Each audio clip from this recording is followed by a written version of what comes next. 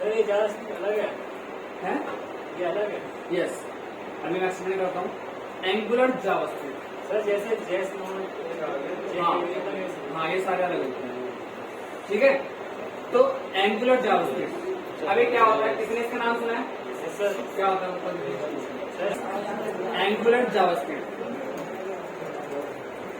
आपका ना जावास्क्रिप्ट खत्म हो गया है, हाँ उसके बावजूद भी अगर कोई डाउट रखे हैं और कोई बच्चा कुछ सेल्फ स्टडी करे, एडवांस जावास्क्रिप्ट भी पढ़ रहा है, अगर कोई इसका कोई सवाल है, क्वेश्चन, तो मेरे से आकर पूछ सकता है। हाँ, मैं उसको एक्सप्लेन कर दूंगा, बता दूंगा उसको, ठीक है। चाहे वो एडवांस जावास्क्रिप्ट हो या एडवांस सीएसएस हो या एडवांस एचटीएमएल हो, बट आप स्टार्टिंग तो करो। हाँ, एडवांस सीएसएस भी है, एडवांस एचटीएमएल भी है, एडवांस जावास्क्रिप्ट भी है।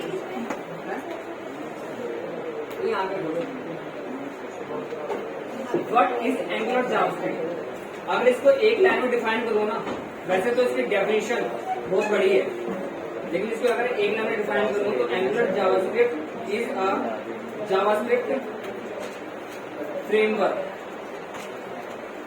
बस देखो यहाँ का इसकी ये सिंपल सी डेफिनेशन है, लेकिन इसकी अगर बड़ी सी डेफिनेशन देखोगे ना तो वो ये पीडीएफ, ये बड़ी डेफिनेशन है। एंगुलर जावास्क्रिप्ट में yes, Angular dot JavaScript framework used to build rich and extensive web application. It is developed by Google, मतलब गूगल ने बनाया है, and follow the MVC model view controller pattern. It support HTML वगैरह वगैरह बहुत सारी चीजें लिखी हुई है। ये डेफिनेशन एग्जाम में लिखने के पॉइंट ऑफ व्यू से तो सही है, लेकिन इसमें नहीं आता। ओके, तो देखो एंगुलर जावास्क्रिप्ट क्या है, एक लाइन में डिफाइन करा है, Angular JavaScript is a JavaScript framework.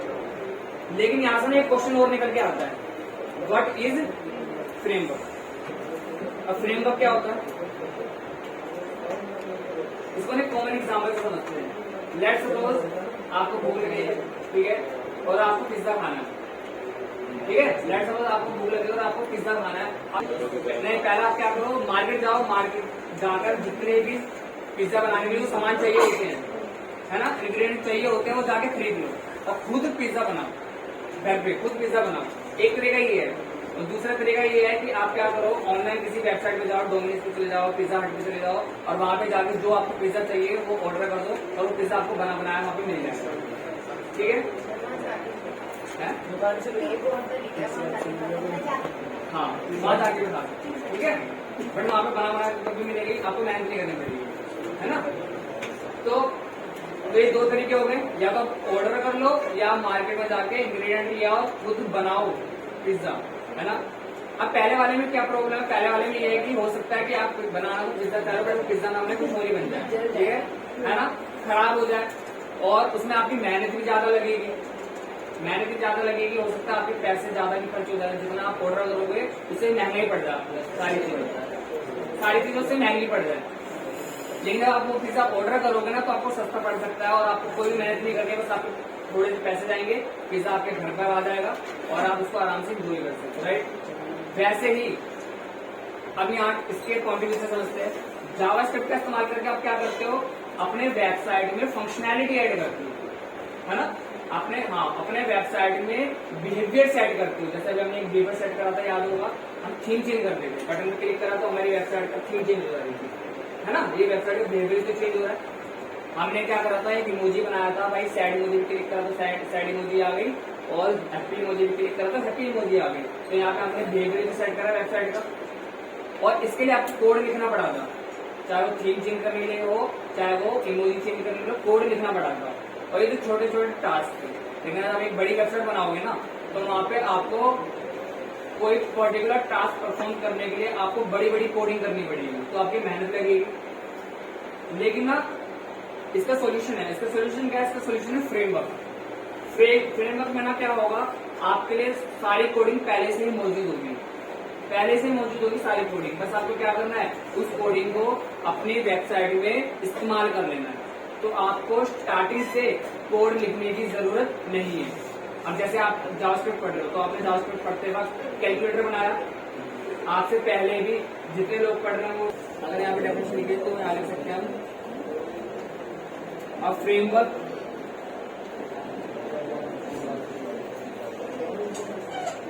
यहाँ पे कुछ बच्चों को पता भी होगा, मेरा ना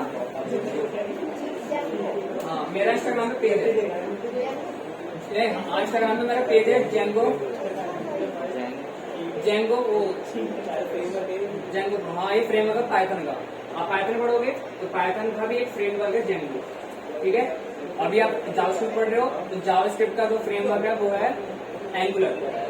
वैसे जावास्क्रिप्ट के 3 फ्रेमवर्क है, पहला है नोड, हाँ नोड हो गया, दूसरा है रिएक्ट और तीसरा है एंगुलर।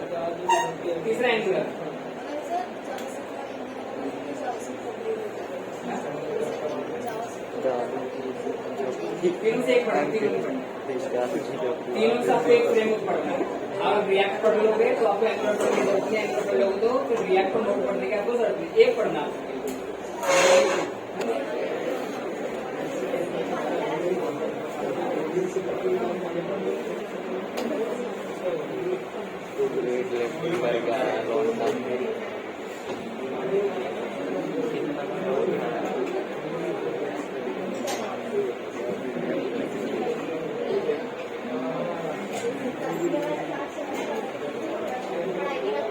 सर आप क्या दिखा रहे हैं? तो यू कैन सॉफ्टवेयर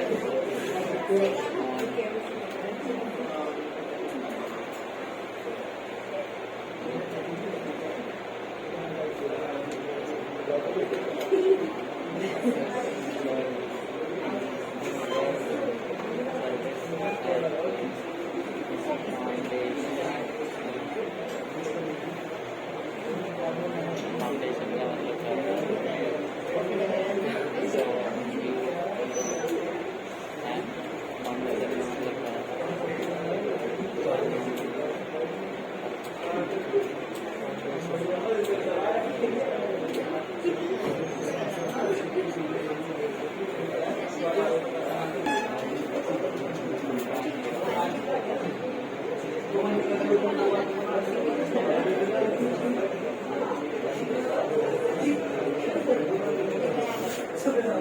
वो टाइम लेता है कई बंदों को फोन में देगा टाइम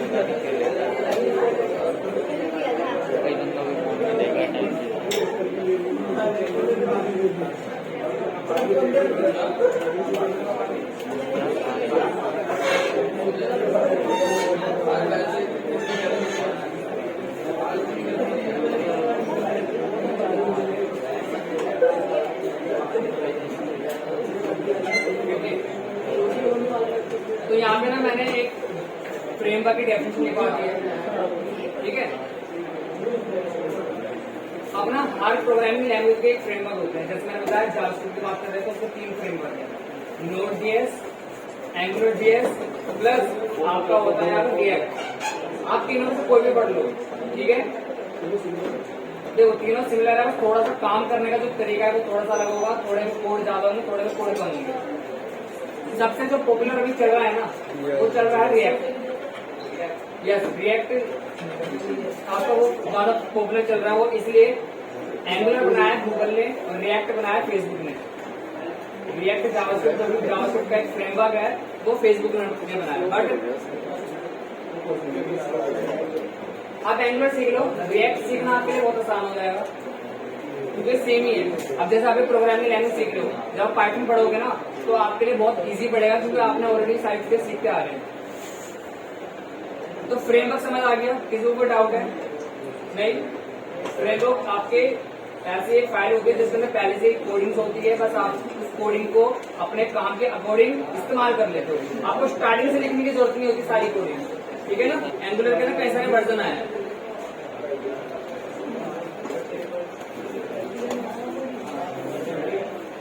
एक चीज मैं बता दूं, एंगुलर जावास्क्रिप्ट और एंगुलर ये 2 अलग अलग चीजें हैं। हाँ, एंगुलर और एंगुलर जावास्क्रिप्ट 2 अलग अलग है, एक नहीं है, ठीक है। आप क्या पढ़ रहे हो? आप पढ़ रहे हो एंगुलर जावास्क्रिप्ट। मैं बताता हूँ फर्क क्या है इनमें। एंगुलर जावास्क्रिप्ट का ना सिर्फ एक ही वर्जन आया है, वो आया है वर्जन 1। एंगुलर और एंगुलर जावास्क्रिप्ट दो अलग अलग चीजें हैं। इनमें क्या डिफरेंस है? पहला डिफरेंस तो ये है कि एंगुलर जावास्क्रिप्ट का एक ही वर्जन आया है, वो है 1, लेकिन एंगुलर के ना कई सारे वर्जन आए हैं। एंगुलर के आपके वर्जन आए 2, 3 नहीं आया, 3 स्किप कर दिया था एंगुलर वालों ने किस रीजन की वजह से, 3 हो गया, ठीक है। उसके बाद आपका क्या है? एंगुलर में 4 आया आपका, ठीक है, 5 आया आपका, 6 आया, 7 आया, 8 आया, 9 आया, 10 आ गया, 11, 12 and the latest version is, ठीक है, ओके, 1 ये करो, हाँ, ठीक है। तो एंगुलर और एंगुलर जावास्क्रिप्ट में एक तो ये डिफरेंस हो गया। And the second difference is angular JavaScript जो होती है ना, वो सिर्फ और सिर्फ आपकी बेस्ड होती है जावास्क्रिप्ट पे। एंगुलर जावास्क्रिप्ट सिर्फ और सिर्फ आपकी बेस्ड होती है किस पे? जावास्क्रिप्ट पे। दैट्स व्हाई इसको एंगुलर जेएस बोला गया। लेकिन जो आपकी एंगुलर होती है, सिर्फ और सिर्फ आपकी जो एंगुलर होती है ना, वो आपकी किस पे बेस्ड होती है? वो आपकी बेस्ड होती है टाइपस्क्रिप्ट पे। सुना इसका नाम? ये भी आपकी एक प्रोग्रामिंग लैंग्वेज है, ठीक है। तो एंगुलर जो आपकी बेस्ड होती है वो टाइपस्क्रिप्ट पे बेस्ड होती है, और एंगुलर जावास्क्रिप्ट आपकी जावास्क्रिप्ट पे बेस्ड होती है। क्लियर होगी इतनी बात?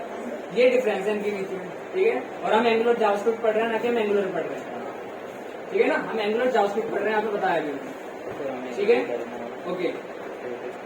उसके बाद देखो, एंगुलर को यूज करना ना बहुत आसान है। How to use Angular JS. Angular को यूज करना बहुत आसान है। 2 तरीके हैं, दोनों सब कोई भी फॉलो कर लो। पहला है कि आप क्या कर लो? डाउनलोड कर लो। और दूसरा तरीका क्या है? आप यूज सीडीएन। सीडीएन की फुल फॉर्म होती है कंटेंट डिलीवरी नेटवर्क, ठीक है। आप इसका इस्तेमाल कर सकते हो। तो सीडीएन का इस्तेमाल कर लो या उसको फाइल को डाउनलोड कर लो। हाँ हाँ, डाउनलोड करते हो आप कोई चीज तो आप लोग कमेंट डाल सकते हैं, लेकिन हम आपसे ऑनलाइन यूज करें। ये बहुत सारे लोग हैं जिन्हें बार-बार नया कंटेंट चाहिए होता है, तो वो क्या करते हैं? डाउनलोड करके इस स्पेस पे लेकर आते हैं, वो उसे ऑनलाइन में यूज कर लेते हैं। तो वो होता है एक्चुअली सीडीएन एक ऐसा कॉन्सेप्ट है, यहाँ से डाउनलोड कर सकते हो, सीडीएन को भी इस्तेमाल कर सकते हो, ठीक है। यहाँ पे जाके मैंने लिखा एंगुलर जेएस, बस ये लिखा मैंने, तो पहला लिंक आ गया angularjs.org। क्लिक करना है इस पे। क्लिक करने के बाद सिंपल सा इंटरफेस है इसका, ठीक है। आपको नीचे ज्यादा जाना नहीं, आप पढ़ सकते हो। यहाँ पे ऑप्शन है डाउनलोड एंगुलर जेएस। क्लिक करना है आपको डाउनलोड एंगुलर जेएस पे। क्लिक करते ही एक मैसेज आपके सामने आ गया। अब अगर आपको परमानेंटली आपके अपने सिस्टम में डाउनलोड करना है ना, तो नीचे ऑप्शन है डाउनलोड का, यहाँ पे डाउनलोड कर लेना है। लेकिन अगर आप सीडीएन लिंक इस्तेमाल करना चाहते हो तो ये रहा सीडीएन लिंक, ठीक है। तो पहले मैं सीडीएन लिंक इस्तेमाल कर लेता हूँ। तो सबसे पहले क्या करूंगा, इसको मैं कॉपी कर लूंगा, ठीक है। मैंने कॉपी कर लिया, तो कंट्रोल से मैंने कॉपी कर लिया। अब क्योंकि ये जावास्क्रिप्ट का फ्रेमवर्क है, तो मैं अपने कोड में जाके ना, मैं क्या करूंगा, यहाँ पे क्या डालूंगा, यहाँ पे जाके लिखूंगा मैं script SRC equal double quotation, SRC को मैं बंद कर, ये स्क्रिप्ट को यहाँ पे बंद कर दूंगा, और यहाँ पे पेस्ट, यहाँ पेस्ट कर दिया, समझ गए। तो यहाँ पे स्क्रिप्ट लिखा, SRC लिखा, स्क्रिप्ट को बंद कर दिया। ये जो लिंक था ना वाला, इसको मैंने कॉपी पेस्ट कर दिया। ये ऑनलाइन लिंक याद रखना, जब आप सीडीएन इस्तेमाल करते हो ना, तो आपके सिस्टम में इंटरनेट का होना जरूरी है। विदाउट इंटरनेट काम नहीं करेगा, क्योंकि आपने ऑनलाइन लिंक कॉपी पेस्ट करा है, तो इंटरनेट का होना जरूरी है। अब इसको तो यहाँ पे रिफ्रेश करते हैं, अभी कुछ नहीं आएगा, बिकॉज अभी तो लिंक की कॉपी करा है और कुछ काम नहीं करा है। तो आपका ये लिंक प्रॉपर वर्क कर रहा है या नहीं कर रहा है, तो चेक करने का क्या तरीका है। अभी मैं यहाँ पे सीधा सीधा कोड लिख रहा हूँ, अभी कोड कैसे काम कर रहा है कैसे नहीं कर रहा है, अभी इस चीज को इग्नोर कर दो, ठीक है। बस आप ये चेक करने के लिए इस्तेमाल कर सकते हो। यहाँ पे मैं लिख दूंगा डेटा ng ऐप। अभी क्या काम करता है क्या नहीं करता उसको मैं एक्सप्लेन करूंगा, बट अभी मेरा मकसद यहाँ पे ये नहीं है, ठीक है। आपको समझाना ये चेक करना है क्या एंगुलर जीएस प्रॉपरली लिंक हो पाया है नहीं हो पाया है, ठीक है। यहाँ पे मैं लिखूंगा इनपुट टाइप टेक्स्ट, यहाँ पे लिखूंगा मैं ng मॉडल इक्वल नेम, और यहाँ पे इसको बंद कर दिया। देन यहाँ पे मैंने लिखा h1 और यहाँ पे लिख दिया हेलो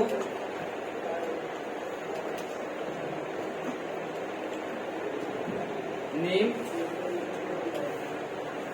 और यहाँ पे h1 को बंद कर दिया सेव। अगर सब कुछ सही रहेगा तो हमारे यहाँ पे आ जाएगा, ठीक है। अभी चेक करते हैं, बॉक्स आ गया अभी चेक करते हैं अगर प्रॉपर वर्क कर रहा है, डेट मींस एंगुलर हमारा कनेक्ट हो गया, ठीक है। ये कनेक्ट हुआ है नहीं हुआ इसके लिए मैंने बताया आपको। यहाँ पे मैं लिखता हूँ, जैसे मैंने वर्ड लिखा ऑटोमेटिकली यहाँ पे वर्ड लिखा आ गया। ऊपर चेंज करता हूँ, ऊपर मैं लिख देता हूँ यहाँ पे डेवलपर, तो यहाँ पे डेवलपर लिखा है, डेट मीन्स यहाँ पे एंगुलर आपका काम कर रहा है। अगर एंगुलर काम नहीं कर रहा होता ना तो यहाँ पे मैं कुछ भी लिख लेता, यहाँ पे वो शो ही नहीं होता, काम कर रहा है, समझ गए। अब चलो ये तो आपका सीरियल लिंक हो गया, लेकिन डाउनलोड कैसे करें, डाउनलोड कैसे करेंगे इसके लिए ना मैं इसको भी हटा देता हूँ। इसके लिए दोबारा यहाँ पे चलते हैं, यहाँ पे डाउनलोड का ऑप्शन है, क्लिक ऑन डाउनलोड। जैसे डाउनलोड पे गए ना ये कोडिंग आ गई हमारी, फाइल डाउनलोड नहीं हुई है, फाइल हमारी जो है वो डाउनलोड नहीं हुई है, बस ये कोडिंग आ गई है। ये सारी कोडिंग है, मैंने बताया था पहले से कोडिंग होती है, ये सारी कोडिंग है।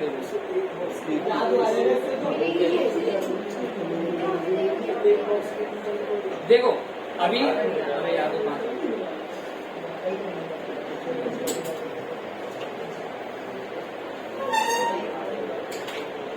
देखो यहाँ से तो आप सीधे लिंक कर सकते हो, लेकिन परमानेंटली डाउनलोड करना है ना तो आपको इस पे क्लिक करना पड़ेगा। इस पे क्लिक करने से फाइल डाउनलोड नहीं होगी, आपको वहां तक पहुंचा देगा जहां से आप फाइल का यूज कर सकते हो। कैसे, अभी कंट्रोल ए करना है, कंट्रोल ए करने के बाद कंट्रोल सी करना है, कॉपी कर लेना पूरे कोड को, कंट्रोल ए करके कंट्रोल सी कर लेना है। कंट्रोल सी करने के बाद आपको एक नोटपैड की फाइल ओपन करनी है, आपको एक नोटपैड की फाइल ओपन करनी है और उस फाइल में जाके ये सारे चीज को आपको कर देना है पेस्ट कर देना है, सेव करना है।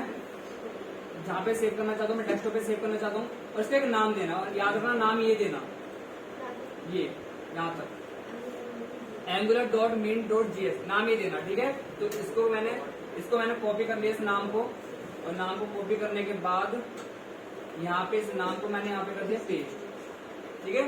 देन मैंने यहाँ पे सेव कर दिया, बस हो गया। तो यहाँ पे हमारी जो फाइल है ना ये आ गई हमारी फाइल, यहाँ पे ये नीचे है, नीचे इस पे क्लिक करोगे